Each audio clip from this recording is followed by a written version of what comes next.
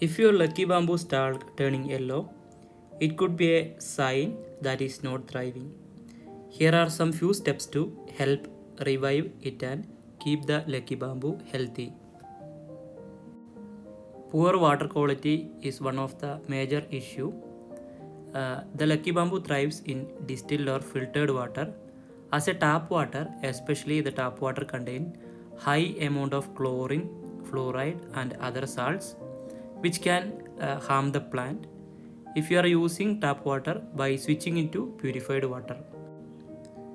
Ensure that the roots are submerged in water but not too much. The water should cover the roots by about an inch. If you have not changing the water regularly, it can become stagnant and lead to the plant decline. Change the water once a week to keep it fresh. The lucky bamboo prefers bright indirect light. If it is exposed to too much direct sunlight, the leaves can burn or yellow. On the other hand, too little light can cause it to weaken.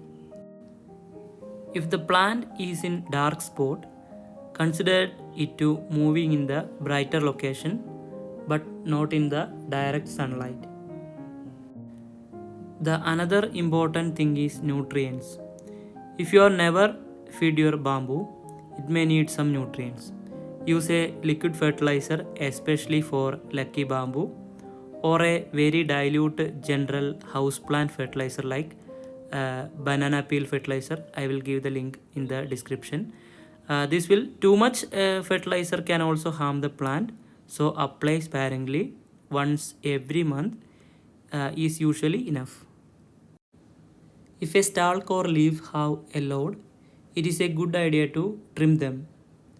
This help prevent any potential rot and encourage new growth. Follow this guide and revive your lucky bamboo plant as healthy.